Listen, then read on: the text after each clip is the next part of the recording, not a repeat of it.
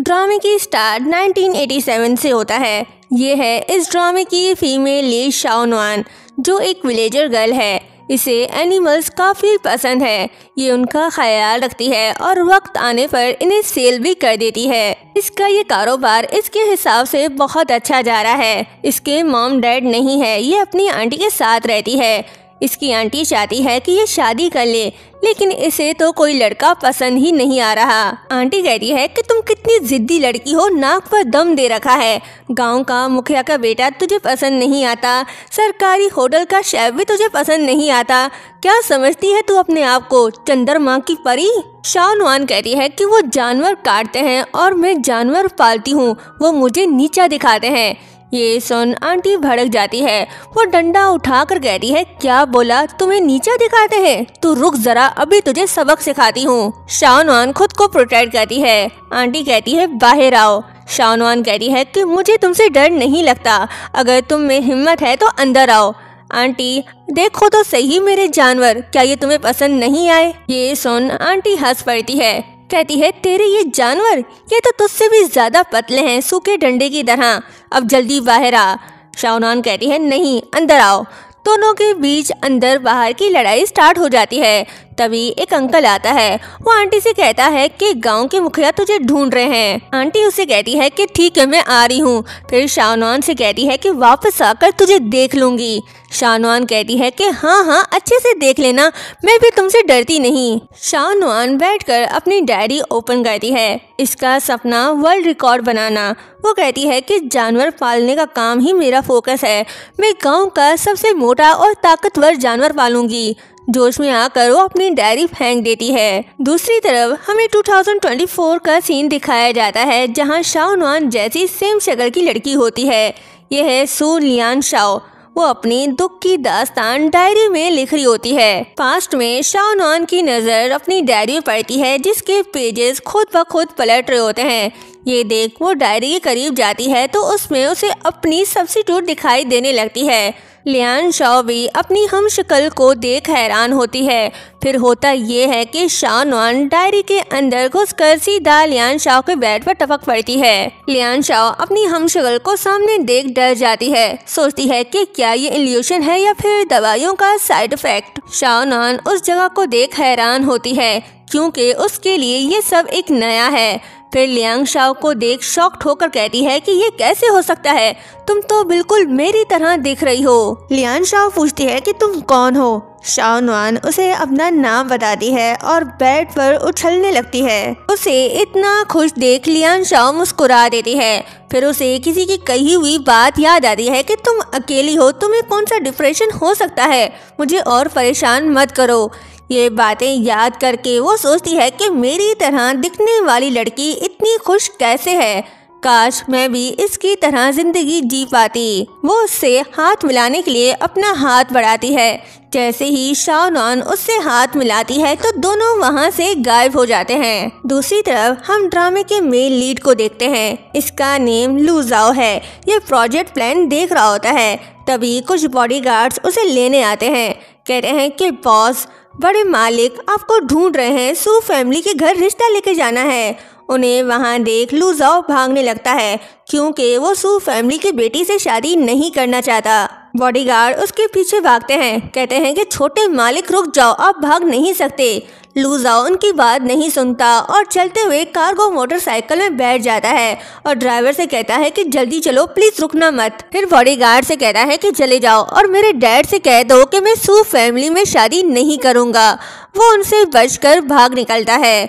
दूसरी तरफ दोनों लड़कियां पास्ट में पहुंच जाती हैं। शाओनवान कहती है कि फिर से वापस आ गए। शहर की लड़की लियान शाओ, जिसने कभी विलेज देखा ही नहीं, वो एनिमल्स को देख डर जाती है और हैरान होकर उस जगह को देख रही होती है। तभी उन्हें अननोन आवाज़ सुनाई देती है। वो कहता है कि टाइम स्पेस मैनेजमेंट ब्यूरो के रिकॉर्ड में एरर आ गया है, तुम दोनों की आइडेंटिटी स्वाइप हो गई है। जब तक रिकॉर्ड रिपेयर नहीं हो जाता तुम दोनों को यही जिंदगी जीनी पड़ेगी। आवाज़ सुन दोनों लड़कियां डर जाती हैं। शाओनवान कहती है, क्या हो रहा है ये? क्या ये ऊपर वाले की आवाज़ थी? लियान शाओ कहती है कि क्या मतलब, तुम मेरी जगह 2024 में जाओगी और मैं यहाँ रुक जाऊंगी। शाओ नुआन तो समझ ही नहीं पाती क्योंकि उसे टेक्नोलॉजी के बारे में तो कुछ पता ही नहीं, लेकिन लियान शाओ समझ जाती है। वो शाओ नुआन को अपनी डायरी और मोबाइल थमा कर कहती है कि ये वो डेटा है जो मैंने वहाँ से ऑर्गेनाइज किया है, जो तुम्हें वहाँ की जिंदगी में जल्दी अडॉप्ट करने में हेल्प करेगा, और ये सेल फोन मैं तुम्हें इसका यूज करना सिखा दूंगी। शाओ नुआन मोबाइल के बारे में कुछ नहीं जानती। वो कहती है कि ये कितना हल्का है। तभी आइडेंटिटी स्वाइप का काउंटडाउन स्टार्ट होता है। इनके पास बस 1 मिनट है। ये सुन लियान शाओ कहती है कि टाइम बहुत कम है, जल्दी करो। दोनों अपने ड्रेसेस बदलने ही लगते हैं कि तभी वो दोनों वहाँ से गायब हो जाते हैं। शाओ नुआन सीधा मसाज पार्लर पहुँच जाती है। कोई उसके पैरों को मसाज दे रहा होता है। शाओ नुआन बड़ा एंजॉय कर रही होती है। तभी मेल स्टाफ उससे पूछता है कि मिस, क्या आप कंफर्टेबल है?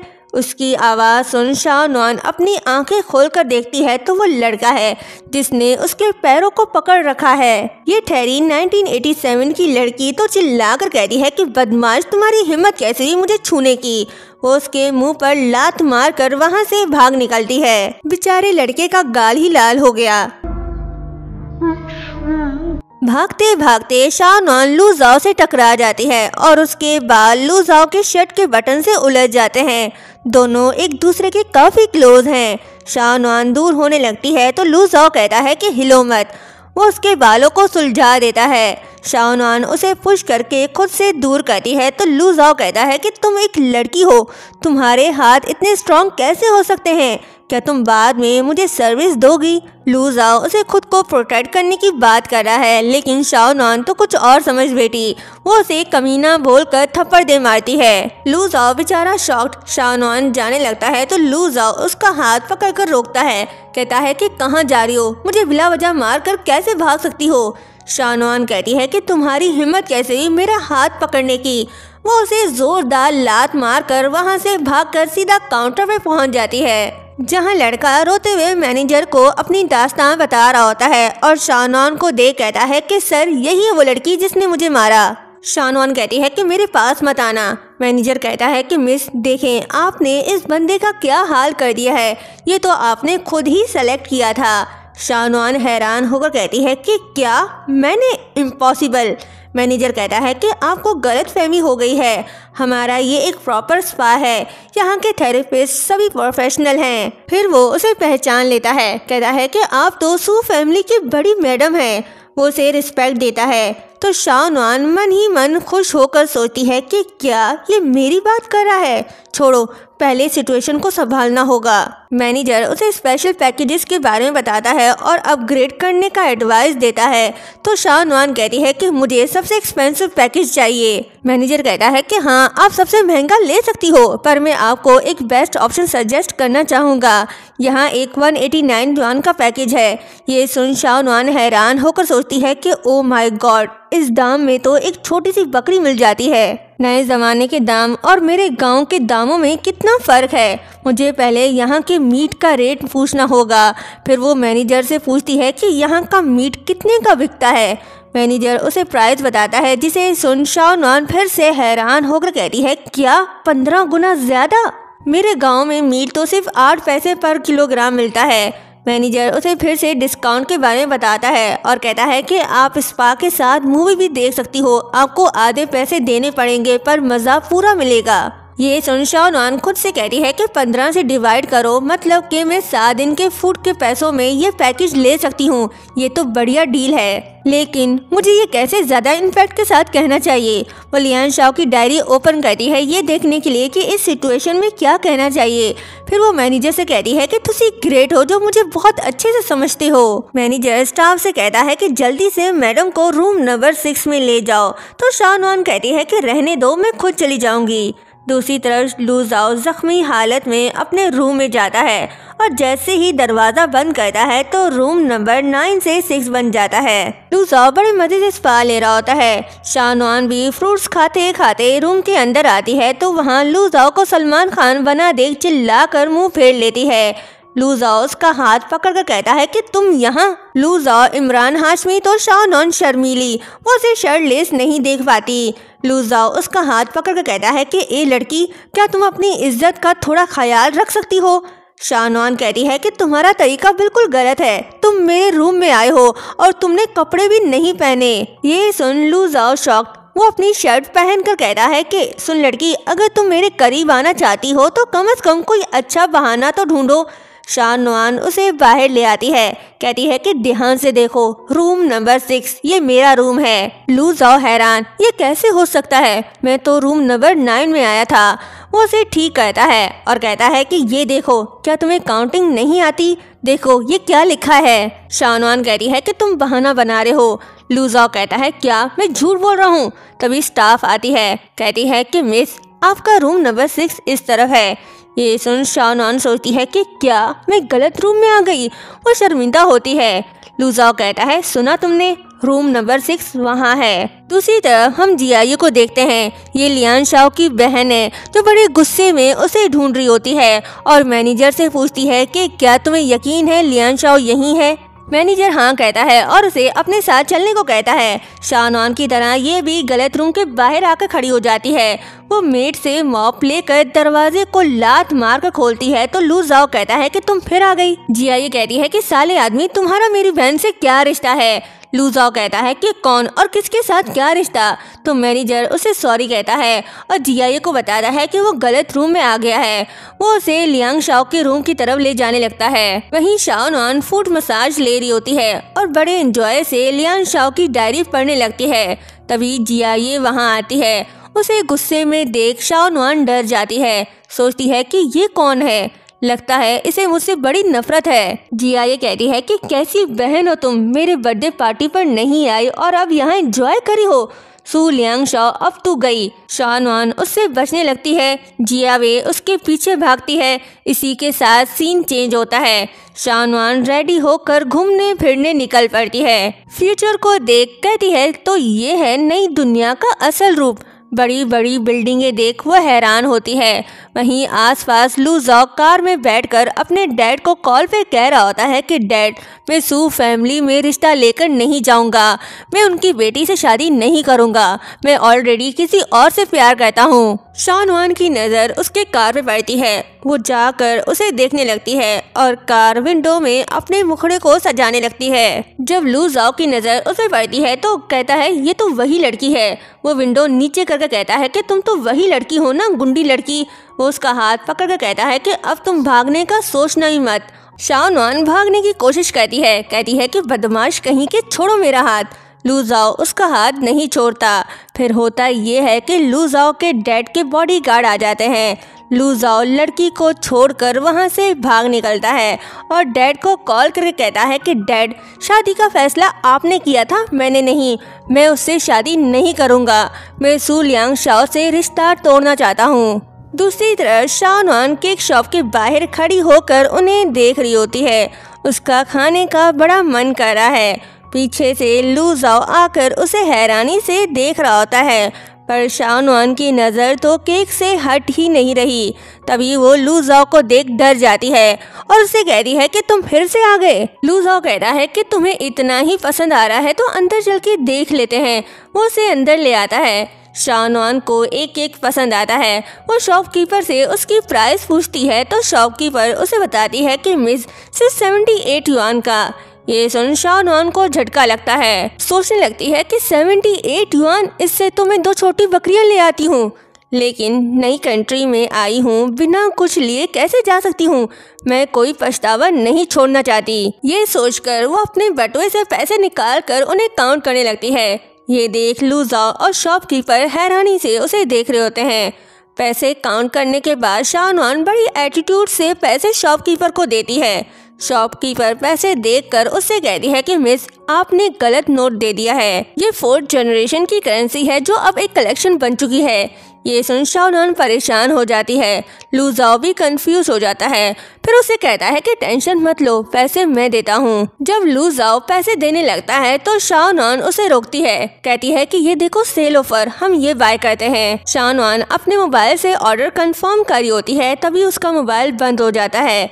ये देख लू जाओ कहता है कि तुम्हारे फोन की बैटरी खत्म हो गई है, ये लो मेरा यूज करो। शाओनुआन मेन्यू देखने लगती है। लू जाओ कहता है कि टेंशन मत लो, तुम्हारा मुझ पर ज्यादा उधार नहीं पड़ेगा। मेन्यू देख शाओनुआन काफी खुश होती है, कहती है कि बटरफ्लाई केक भी चाहिए और रेनबो केक भी चाहिए। लू जाओ कहता है ठीक है, दोनों बाय कर लेते हैं। शाओनुआन कहती है कि मैं शर्मिंदा फील कर रही हूँ। लू जाओ कहता है कि तुम पर मेरा ये उधार रहा।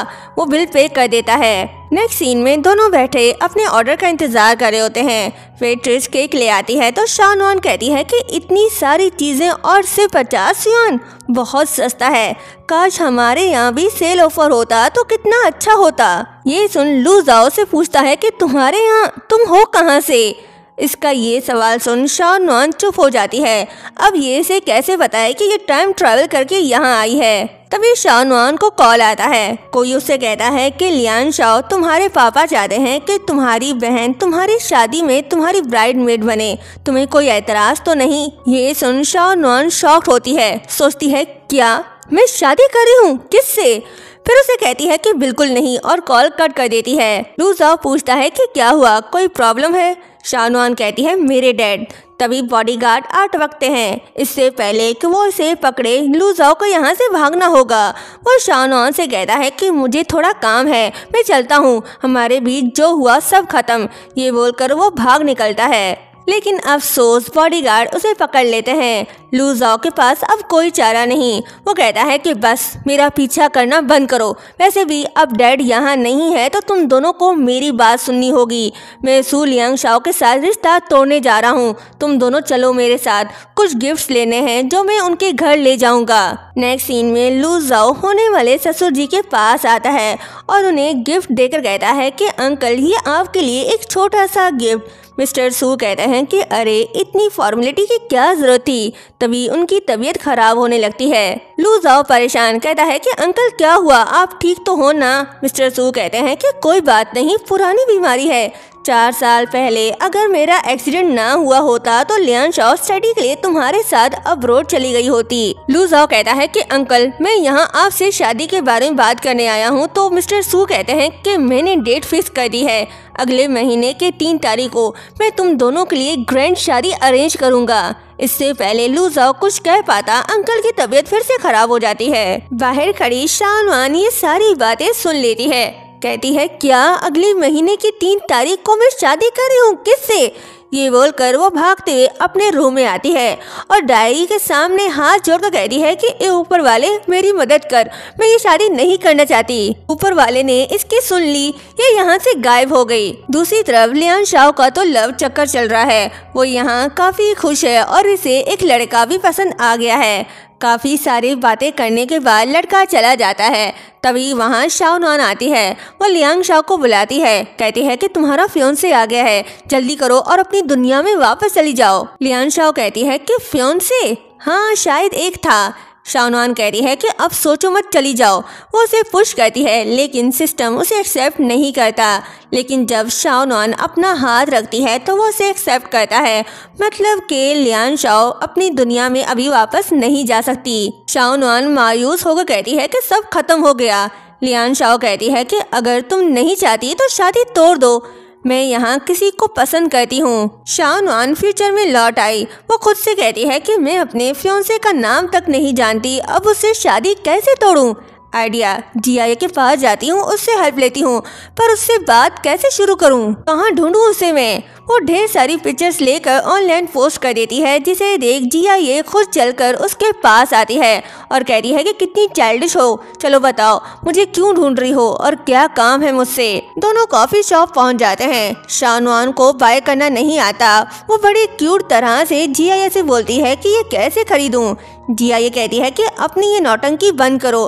फिर वो 2 कॉफी ऑर्डर करती है। शाओनुआन को वेटर से डिस्काउंट के बारे में पता चलता है, जिसे सुन वो फटाफट से ऑनलाइन ऑर्डर दे देती है। ये देख जिया कहती है कि कितनी शर्म की बात है, सू फैमिली की बड़ी बेटी सेल ऑफर बाय कर रही है। शाओनवान कहती है कि पैसे बचाने में कैसी शर्म, अगली बार इन बचे हुए पैसों में मैं तुम्हें किसी और जगह मिल्क टी पिला दूंगी।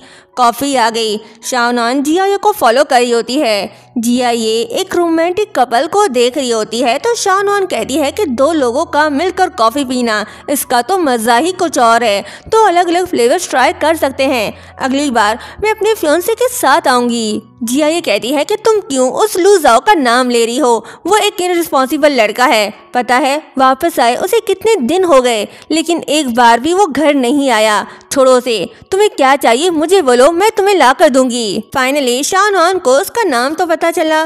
जियाये से कहती है कि वो अच्छा पर्सन नहीं है क्या, मैंने तो सुना था कि वो यंग और कैपेबल है। जियाये कहती है कि मैं उसे नहीं जानती लेकिन वो अपनी फैमिली इनहेरिटेंस की वजह से सीईओ बना, वो बड़ा बेकार आदमी है, तुम उससे शादी मत करना। जियाये को इतनी केयर करता देख शाओनवान सोचती है कि मैंने तो सुना था जियाये अपनी बड़ी बहन लियांग शाओ को पसंद नहीं करती, पर मुझे लगता है ये तो उसकी काफी फिक्र करती है। उसे मुस्कुराता देख जियाये पूछती है कि मुस्कुरा क्यों रही हो। शाओनवान कहती है कुछ नहीं, चलो कॉफी पियो। तभी उसे किसी की कॉल आती है, वो उसे लू जाओ के बारे में इंफॉर्मेशन देती है तो वो जियाये से कहती है कि मुझे जरूरी काम है, मैं चलती हूँ, तुम आराम से पियो। ये बोलकर वो चली गई। जियाये नाराज हो गई, कहती है कि तुम इतनी सेल्फिश कैसे हो सकती हो, पूरी बहन हो तुम। शाओनवान को लू जाओ के बारे में पता चल गया, अब इसके लिए ये शादी तोड़ना आसान हो गया।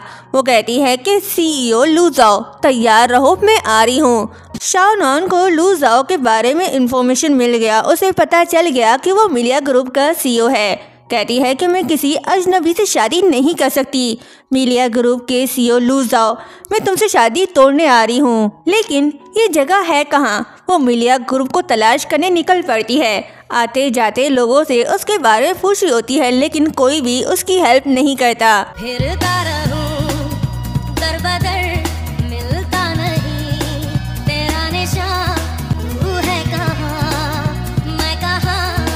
काफी ढूंढने के बाद उसे मिलिया ग्रुप के बारे में कुछ पता नहीं चलता।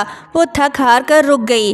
तभी वहाँ लू जाओ आता है, कहता है क्या तुम मुझे ढूंढ रही हो। शाओनवान डर जाती है और उसे मारने लगती है तो लू जाओ कहता है कि तुम बड़ी खतरनाक हो, अगली बार तुमसे मिलने से पहले मुझे इंश्योरेंस लेना पड़ेगा। शाओनवान उससे माफी मांगने लगती है तो लू जाओ के दिमाग की घंटी बजती है। कहता है कि अगर तुम सच में मुझसे माफी मांगना चाहती हो तो मेरे साथ डिनर पर चलो, वैसे भी खाने का टाइम हो गया है। शाओनवान मान जाती है। लू जाओ उसे रेस्टोरेंट ले आता है और मजेदार डिशेस ऑर्डर करता है, जिसे देख शाओनवान के मुंह में पानी आ जाता है।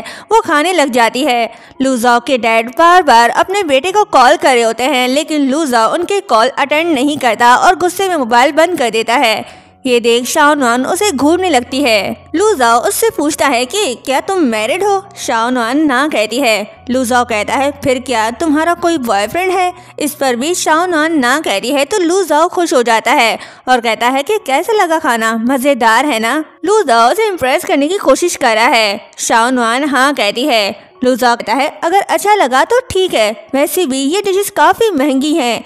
ये सुन शाओनवान खाना ही छोड़ देती है तो लू जाओ कहता है कोई बात नहीं, बिल मैं दे दूंगा, ये तुम पर उधार रहा। शाओनवान कहती है ठीक है, अगली बार मैं तुम्हें शानदार डिनर पर ले जाऊंगी। लू जाओ कहता है कि ये बस कहने की बात है। फिर वो हिम्मत जुटाकर उससे पूछता है कि क्यों ना तुम मेरी गर्लफ्रेंड बन जाओ।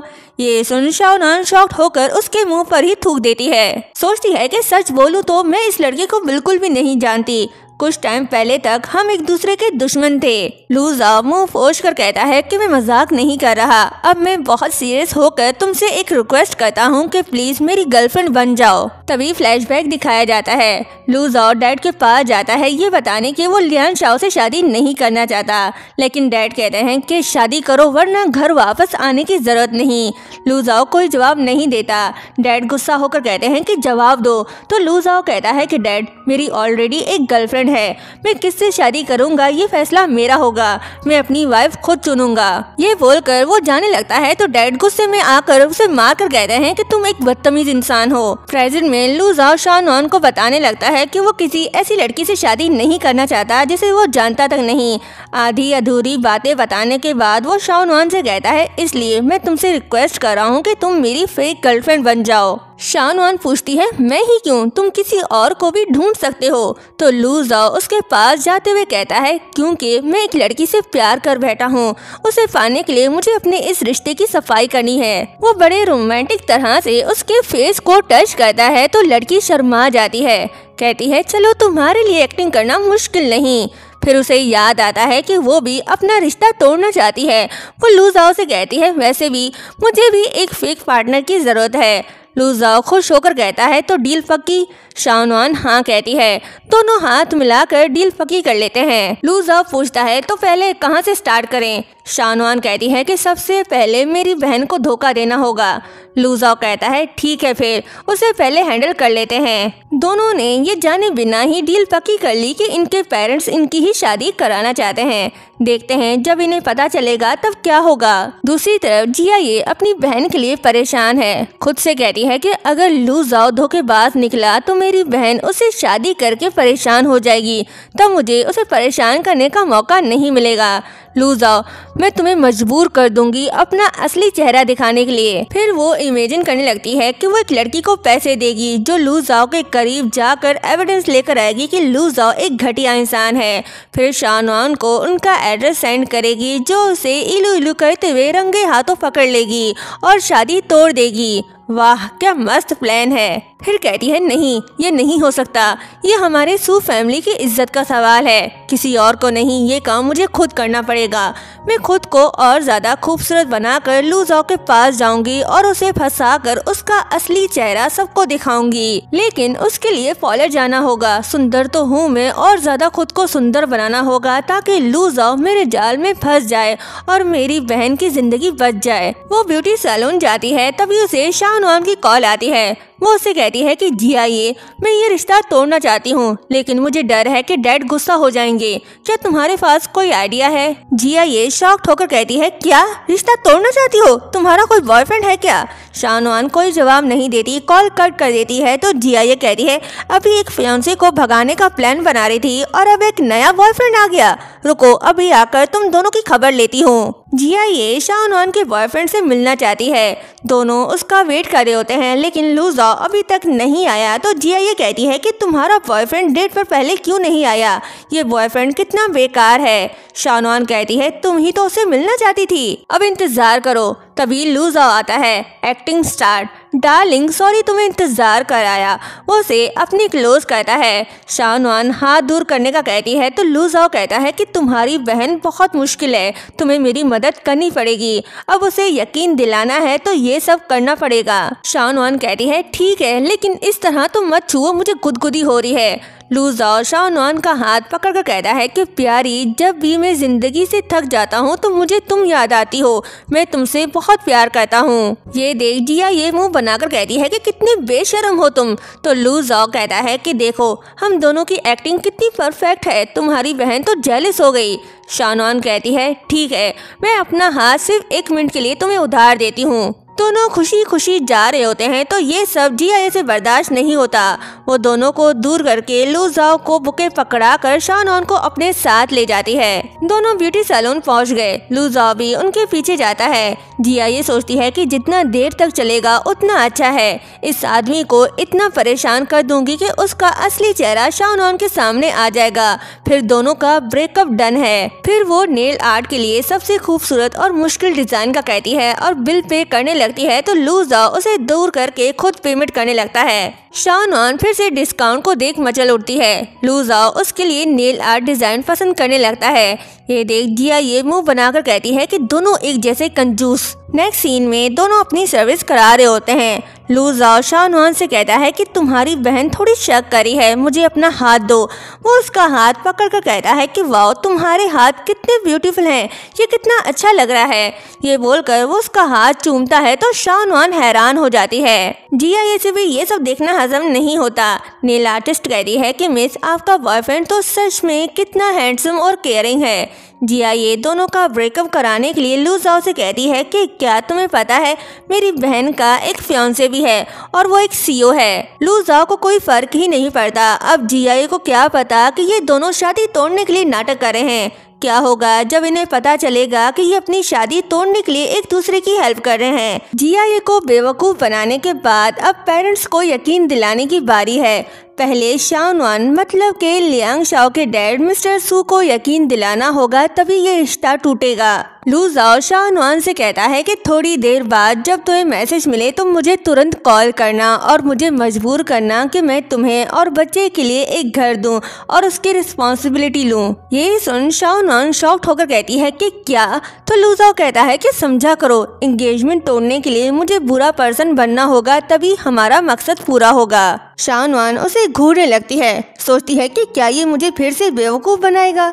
फिर कहती है कि सिर्फ फेक कपल, ओके। लू जाओ ससुराल पहुंच गया और शादी की बात करने लगा। मिस्टर सू कहते हैं कि शादी की चिंता तुम मत करो, मैं खुद सब कुछ संभाल लूंगा।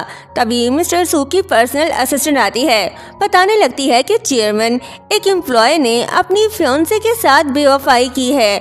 वो एक ग्रुप रिपोर्टर्स के साथ हमारे कंपनी के गेट पर तमाशा करी है। आप बताएं इस मसले को कैसे हैंडल करें। मिस्टर सू कहते हैं कि उसे नौकरी से निकाल दो। जो अपने घर के लिए लॉयल नहीं होता उसमें कोई रिस्पॉन्सिबिलिटी नहीं होती। लू जाओ मन ही मन खुश है, उसे बस अपनी फेक गर्लफ्रेंड का इंतजार है, फिर सब खत्म। वो सोचता है कि ये तो सुनहरा मौका है। वो शाओनवान को मैसेज सेंड करता है ताकि वो उसे कॉल करे। दूसरी तरफ शाओनवान प्रेग्नेंट दिखने के लिए रेडी हो रही होती है, लेकिन किसी से भी बात नहीं बन रही। तभी उसका मोबाइल गिरकर टूट जाता है। इसने तो लू जाओ का मैसेज भी नहीं देखा। कहती है कि मेरा मोबाइल खराब हो गया, अब मैं क्या करूं? दूसरी तरफ लू जाओ शाओनवान के कॉल का इंतजार कर रहा है। वो बार बार मोबाइल चेक कर रहा होता है तो मिस्टर सू पूछते हैं कि क्या हुआ, कोई इम्पोर्टेंट काम है क्या? लू जाओ कहता है नहीं अंकल। फिर हिम्मत जुटाकर बोलने लगता है कि असल में मैं शायद सू मैडम से शादी नहीं कर सकता। मिस्टर सू कुछ कहते तभी वहाँ शाओनवान आती है, कहती है कि डैड मेरा मोबाइल टूट गया है, मुझे थोड़ी देर के लिए आपका मोबाइल चाहिए। उसे डैड बोलता देख लू जाओ हैरान होकर कहता है कि क्या डैड? शाओनवान भी उसे वहां देख शॉक्ड होकर पूछती है कि तुम यहाँ कैसे? लू जाओ किसी स्ट्रेंजर लड़की से शादी नहीं करना चाहता था, लेकिन अब इसे पता चल गया कि वो लड़की कोई और नहीं शाओनवान है। तो वो मिस्टर सू से कहता है कि अंकल अब मैं ये शादी नहीं तोड़ना चाहता। मिस्टर सू गुस्सा होकर कहते हैं कि लू जाओ तुमने हमारे सू फैमिली को समझ क्या रखा है? कभी शादी तोड़ना चाहते हो तो कभी नहीं। मसला क्या है तुम्हारे साथ? तुम दोनों का मसला है तो दोनों साथ मिलकर इसे हल करो। ये बोलकर मिस्टर सू चले जाते हैं। शाओनवान कहती है कि क्या हम अभी भी शादी तोड़ने वाले हैं? लू जाओ कहता है कि बिल्कुल भी नहीं, अब जबकि तुम मेरी फियांसे हो तो मैं ये शादी नहीं तोड़ने वाला। शाओनवान इतराने लगती है तो लू जाओ कहता है कि तुम्हें याद है तुमने मुझसे मील का वादा किया था। शाओनवान कहती है कि पलटू इंसान तुम तो गिरगिट की तरह रंग बदलते हो। वो उसे मारती है तो लू जाओ कहता है ठीक है जो तुम बोलो। वो उसे अपने साथ रेस्टोरेंट ले आता है। आज इनकी फर्स्ट डेट है। इतने सारे डिशेस को देख शाओनवान के मुंह पे पानी आ जाता है, लेकिन प्रेजेंटेशन को देख वो और ज्यादा इम्प्रेस हो जाती है। उसका मन खाने का तो करता है लेकिन बस देखती ही रह जाती है। लू जाओ उसके पास आता है तो शाओनवान कहती है कि दिखने में तो काफी महंगा लग रहा है, चलो कहीं और जगह चलते हैं। तो लू जाओ कहता है कि फिक्र मत करो, मेरी फियांसे तुम्हारे लिए अब मैं हर चीज में एक्सपर्ट हो गया हूँ। ये हमारी पहली डेट है तो मैं तुम्हें खुश देखना चाहता हूँ और अच्छे से सेलिब्रेट भी करना चाहता हूँ। शाओनवान प्लेट में मील रखने लगती है, लेकिन वो खाना वेस्ट नहीं करना चाहती क्योंकि वो विलेज से है। उसे आइडिया है कि किसान लोग कितना हार्डवर्क करते हैं, तभी हमारे पास ये सब पहुंचता है। कहती है कि खाना वेस्ट मत करो, चावल के एक एक दाने में पसीना छुपा होता है। ये सुन लू जाओ मुस्कुरा कर उसे देखने लगता है। सोचता है कि क्या ये सच में एक रिच फैमिली की बेटी है? कितनी अलग है, बिल्कुल भी अमीर लड़कियों की जैसी नहीं लगती। नेक्स्ट डे शाओनवान बुक उठाकर लू जाओ से मिलने जा रही होती है, तभी जियाई आती है। कहती है कि तुम फिर से किसी लड़के से मिलने जा रही हो, तुम्हारी सोच सिर्फ यहीं तक सीमित कर रह गई है। शाओनवान कहती है कि मैं लू जाओ के पास जा रही हूँ उससे कुछ सीखने के लिए। जिया ये कहती है कि लू जाओ की कंपनी एग्रीकल्चर का काम करती है, तुम जानवर तो नहीं पालती तो तुम उससे क्या सीखने जा रही हो? शाओनवान कहती है कि सीखने में कोई बुराई नहीं, स्किल्स काफी काम आते हैं। ये बोलकर वो जाने लगती है तो जिया ये उसे रोक कर कहती है कि तुम्हें क्या लगता है मैं नहीं जानती? तुम झूठ बोल रही हो कि लू जाओ हर दिन तुमसे मिलने के लिए तड़पता है। शानवान कहती है कि वो अपना काम करता है, मैं तो बस उससे सीखने जा रही हूँ। तो जिया ये कहती है फिर तुम मुझे साथ ले चलो, मैं अपनी आंखों से देखकर ही यकीन करूँगी। शानवान हाँ कहती है। दोनों लू ज़ाओ के ऑफिस जाते हैं। शानवान को देख लू ज़ाओ पूछता है कि तुम यहाँ कैसे। वो शानवान को अपने सीट में बिठा देता है। शानवान कहती है कि तुम मुझे जरा ये समझाओ कि तुम काम का प्लान कैसे बनाते हो। लू ज़ाओ उसे बताने लगता है। ये सब देख जिया ये जेलस हो रही होती है। बातें करते करते दोनों की नजरें मिलती हैं। जब दोनों करीब आने लगते हैं तो ये देख जिया ये दोनों को डिस्टर्ब करने लगती है और चिल्लाकर कहती है कि लियांग शाओ थोड़ी देर बाद हम कहाँ घूमने जाएंगे। शानवान कहती है कि चले जाएंगे कहीं भी, तुम टेंशन मत लो। ये सुन जिया ये मुंह बनाकर बड़बड़ाने लगती है। जब दोनों फिर से करीब आने लगते हैं तो जिया ये सब बर्दाश्त नहीं कर पाती। वो दोनों को रोक लेती है और कहती है कि बस बहुत हुआ, हम कहीं नहीं जा रहे, बस घर जा रहे हैं। नेक्स्ट सीन में जब शानवान जिया के रूम में आती है तो उसका रूम काफी उजड़ा होता है, जिसे देख शानवान कहती है कि ये तुमने अपने रूम की क्या हालत बना दी है, बिल्कुल जानवरों की तरह।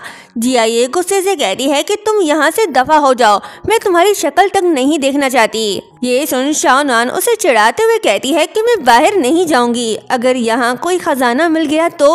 अरे वाह, ये बैग कितना अच्छा है, मैं ये ले लेती हूँ। जब वो बैग लेकर जा रही होती है तो जिया ये बैग छीनकर कहती है कि मेरा बैग मुझे वापस करो, तुम बाहर चली जाओ। जिया ये को नाराज देख शानवान वहाँ से नहीं जाती, बल्कि उसका मूड सही करने की कोशिश करने लगती है।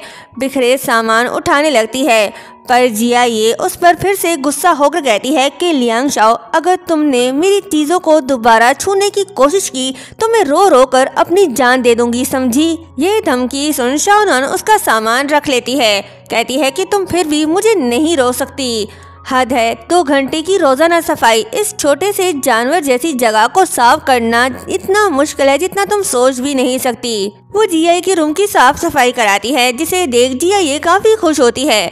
शानवान कहती है कि देखो अब तुम्हारा ये गंदा कमरा क्लीन एंड ब्यूटीफुल बन गया है। इतना कुछ करके भी जिया का मूड ठीक नहीं होता। वो उसे कहती है कि पहली बात ये सारा काम सर्वेंट ने किया है, तुमने तो कुछ नहीं किया, मैं तुम्हें कोई थैंक्स नहीं बोलने वाली, समझी। जिया ये अपनी बहन को किसी के साथ शेयर नहीं करना चाहती, उसे डर है कि किसी तीसरे के आने से उनकी दूरियां बढ़ जाएंगी।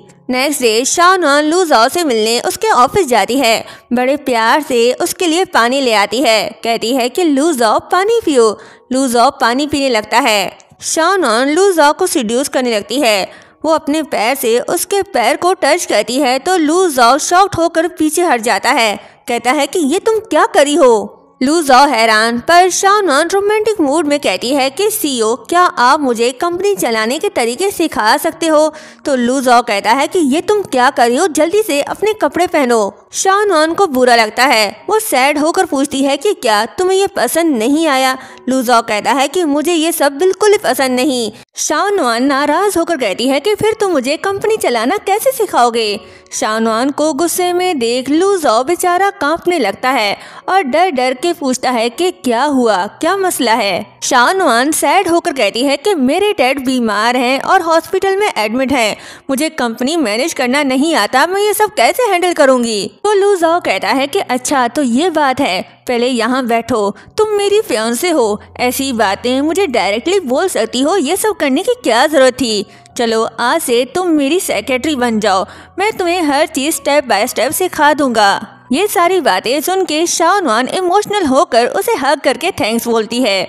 लू ज़ाओ भी उसे दिलासा देते हुए कहता है कि कोई बात नहीं, तुम्हें टेंशन लेने की जरूरत नहीं, मैं हूँ तुम्हारे साथ। नेक्स्ट सीन में शानवान डॉक्यूमेंट्स देख रही होती है, लेकिन उसे कुछ समझ ही नहीं आ रहा। वो कंफ्यूज्ड हो रही होती है और कहती है कि अब मैं इसे कैसे सॉल्व करूं। उसे परेशान देख पहले तो लू ज़ाओ मुस्कुराता है, बाद में उसे कहता है कि अगर समझ नहीं आ रहा तो तुम मुझसे क्यों नहीं पूछ रही, आओ मैं तुम्हें सिखाता हूँ। ये बात सुन शानवान मुस्कुराते हुए फौरन से उसके पास जाके समझने लगती है। लू ज़ाओ भी सिचुएशन का फायदा उठाते हुए उसके करीब आने लगता है और सब कुछ सिखाने लगता है। शानवान भी सारा कुछ आसानी से समझ लेती है और उसे सब कुछ बताने लगती है। फिर पूछती है कि क्या ये सही है। लू ज़ाओ हाँ कहता है तो शानवान कहती है कि देखो मैं समझ गई। तभी लू ज़ाओ शोल्डर में पेन होने का ड्रामा करते हुए कहता है कि ओह कंधा बहुत दर्द कर रहा है। ये सुन शाओनुआन उसके शोल्डर को दबाने लगती है, लेकिन वो दबाने के बजाय उसे मारने लगती है। तो लू ज़ाओ कहता है कि ये तुम क्या करी हो, मेरा कंधा बहुत दर्द करने लग गया है। लियांग शाओ, मुझे सीरियसली शक हो रहा है कि तुम सू फैमिली की बड़ी बेटी हो भी या नहीं। शाओनुआन कहती है, क्या सच में? और फिर प्यार से उसका शोल्डर दबाने लगती है। कुछ देर बाद शाओनुआन ऑफिस रोमांस का सीन याद करने लगती है। अगर जिया ये ना रोकती तो दोनों का इलू कब का हो चुका होता।